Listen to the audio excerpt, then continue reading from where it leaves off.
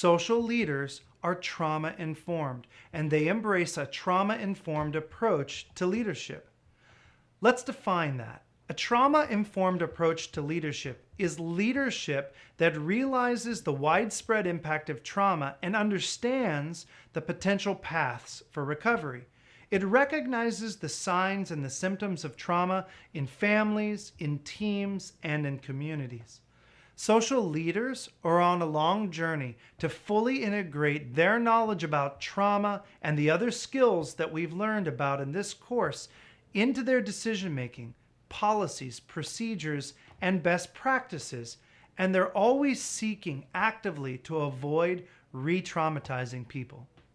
Remember, in the first module, we discussed a social venturing mindset and how to be mindful of the positive or the negative social impacts of our activities. So here's where the rubber meets the road with that, and where we really need to gain a nuanced understanding of how our actions and the actions of our organizations can negatively impact communities, consumers, and even environments if we're not mindful. So to simplify things, let's break down the two key practices of trauma-informed social leaders. The first practice is that trauma-informed leaders seek to understand what has happened to an individual rather than what's wrong with them. Literally, instead of saying, "What's wrong with you?" start by asking, "What happened to you that made you feel or act or think like this?" The second practice is that trauma-informed leaders recognize that we all have emotional triggers, and we look for behavior changes or signs of discomfort while we're interacting with people, especially when we're volunteering or leading a team, so that we can consider how to adapt our way of acting or our interaction in order to be the most compassionate we can and achieve the greatest social good.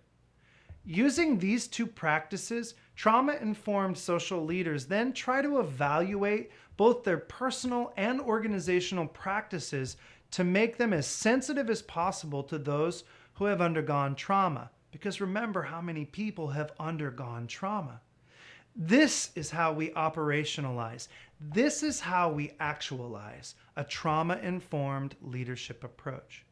So let's give some tangible examples of how that might look. You might ensure that a person feels physically and emotionally safe through a calm or a compassionate communication style. You might ask whether or not someone wants you to leave the door open or closed during a meeting. You might be mindful of your physical contact. Even contact that's socially acceptable might actually trigger someone who's undergone some kind of a physical trauma. You can ask a person for feedback or get them involved in designing their goals or their action plans, so to avoid overpowering them or overwhelming them by your mode of communication, like you're dictating to them. You can also use your knowledge of the impacts of trauma to patiently acknowledge and then support a person who expresses or discloses that they're undergoing or have undergone trauma, or that they have a mental health concern. Finally, you can work on accepting that what's often labeled as a person's problem might actually just be their current best solution to a former problem, some trauma, some abuse or neglect.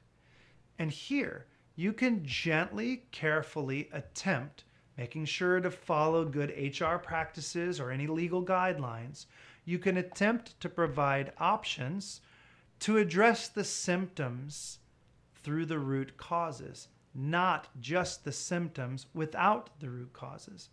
Now, we have to be careful.